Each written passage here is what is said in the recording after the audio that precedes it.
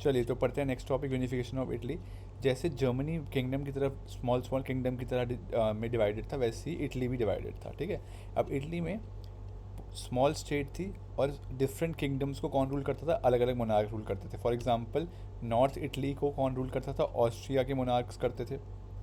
Central Italy को pope करता था और सदर्न इटली को स्पेन करते थे, स्पेन के किंग करते थे। तो सिर्फ एक सर्दिनिया पिडमोंट जगह थी, उसका राजा कौन था? इटालियन किंग था। बाकी सारे इलाके जो थे वो कौन कौन रूल कर रहा है?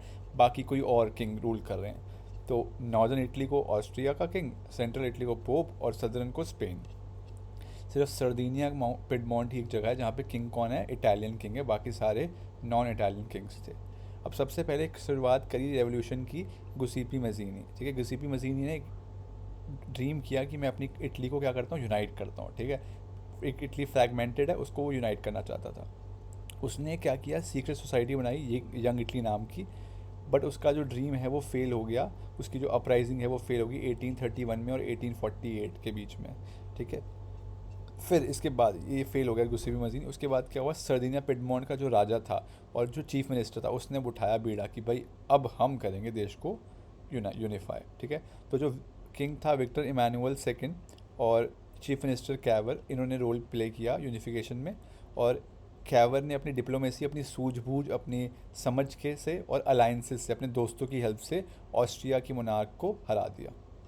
फिर आया भाई अपना गैरीबिल्दी।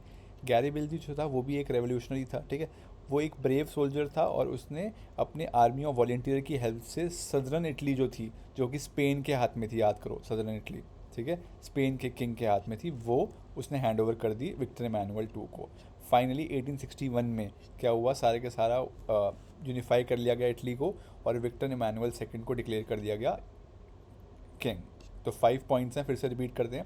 पहले इटली फ्रैगमेंटेड था, कौन सा हिस्सा किसके पास है? नॉर्थ ऑस्ट्रिया के पास, सेंट्रल पोप के पास, सदर्न स्पेन और सर्देनिया पिडमोंट सिर्फ एक ऐसी जगह थी जो इटालियन किंग के पास था। गुसिबी मजीनी ने ट्राई किया, बेचारा फेल हो गया 31 में और 48 में। फिर किसने बीड़ा उठाया? किसने उठाया लीडरशिप? सर्देनिया पिडमोंट के राजा ने और चीफ मिनिस्टर ने, king Victor Emmanuel two second और चीफ मिनिस्टर कैवर ने। उन्होंने अपनी सूझबूझ लगाई, डिप्लोमेसी लगाई और अलायंसेस फॉर्म की और ऑस्ट्रिया को खात्मा कर दिया। और फिर आए गुसिपी गैरीबिल्दी। इन्होंने, ये भी एक ब्रेव सोल्जर थे, इन्होंने अपने वॉलेंटियर की हेल्प से सदर्न इटली पे अटैक कर दिया और इनको अपने अंदर बेसिकली फ्री करवा दिया उस राजा से और फाइनली हैंड ओवर कर दिया विक्टर इमानुअल टू को। कितना भला मानस है देखो। और फाइनली विक्टर इमानुअल टू जो था, सेकंड जो था, उसको 61 में किंग ऑफ इटली घोषित कर दिया गया। तो ये थी यूनिफिकेशन ऑफ इटली। 5 पॉइंट्स है, याद रख लेना। पहले इटली कैसे डिवाइडेड थी, फिर रेवोल्यूशनरी गुसिबी मैजीनी के बारे में, फिर सर्दिना पिडमोंट के राजा ने बीड़ा उठाया, फिर गैरीबिल्दी के बारे में और इटली के बारे में। ठीक है, 5 पॉइंट्स में ब्रेक करके याद कर लीजिए। अब नेक्स्ट जो टॉपिक है वो है great Britain a nation state. इस ये क्या है कि ये यूनिफिकेशन नहीं, ये काइंड ऑफ यूनिफिकेशन है। ठीक है, मतलब ऐसी कोई भी जगह 1700 सेंचुरी जो थी, 17th सेंचुरी थी उसमें, मतलब 1700 ईयर्स में ऐसी कोई भी जगह नहीं थी जो नेशन स्टेट ब्रिटेन की हो, मतलब जहाँ पे ज़्यादातर लोग अंग्रेज़ हों। मतलब यानी कि ऐसा कोई भी देश आपको नहीं मिलेगा, कोई भी सिंगल कंट्री ऐसी नहीं मिलेगी जो कि ब्रिटेन कहलाए, मतलब उसको हम ब्रिटेन बोलते थे। और वहाँ पे जहाँ भी जगह पे इंग्लिश पाए जाते थे, जिस भी जगह पे इंग्लिश पाए जाते थे, वहाँ पे और कौन मिलता था?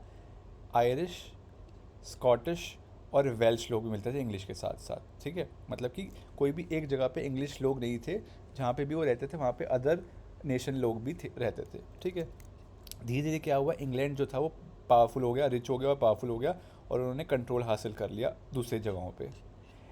ये इंपॉर्टेंट है, 1707 में एक एक्ट पास हुआ, एक्ट ऑफ यूनियन, जिसमें इंग्लैंड और स्कॉटलैंड को यूनिफाई कर दिया गया और क्या बना दिया गया? Great Britain. ठीक है, ग्रेट ब्रिटेन बना दिया गया। अब याद रखना कि इंग्लैंड तो इंग्लिश लोगों का, इंग्लिश लोग हैं, और स्कॉटलैंड में जो प्रोमिनेंट लोग जो थे वो कौन से थे? कैथोलिक्स थे। ठीक है, कैथोलिक्स, याद रखना कैथोलिक्स। अब इन्होंने मिला तो लिया, शामिल तो कर लिया, किस किस को शामिल कर लिया?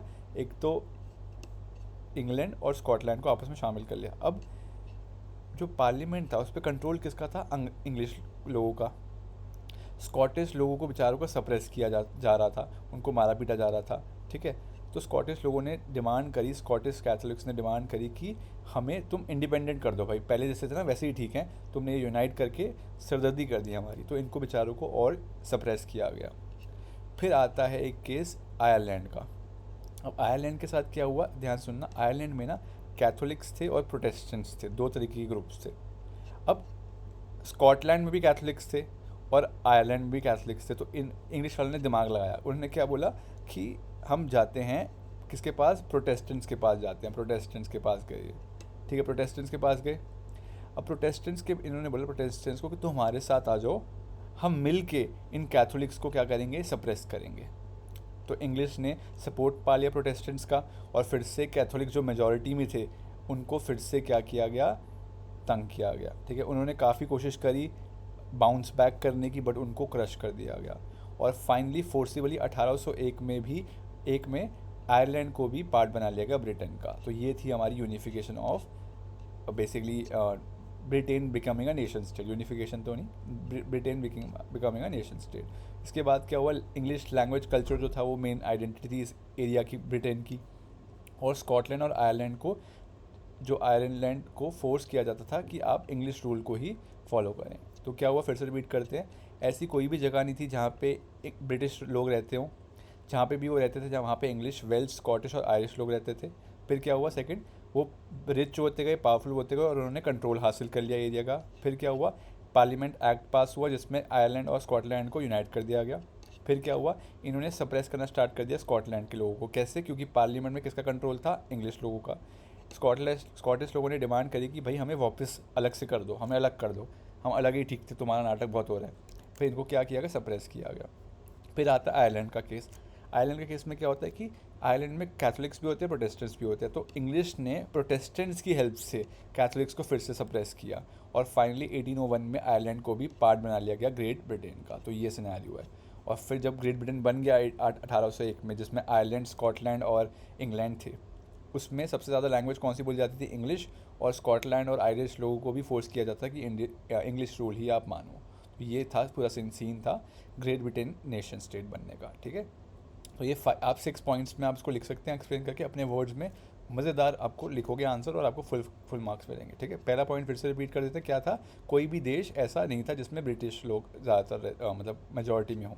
फिर इंग्लिश पावर गेन करी, पार्लियामेंट एक्ट पास हुआ, स्कॉटलैंड सप्रेस किया, आयरलैंड का केस आया, और फिर अपना डोमिनेशन कंट्रोल कर लिया पूरे आयरिश लोगों पे और स्कॉटिश लोगों पे, ठीक है। तो ये हमारा टॉपिक था nation state of great Britain, ठीक है। अब लास्ट का टॉपिक बच गया, वो करते हैं हम स्टार्ट।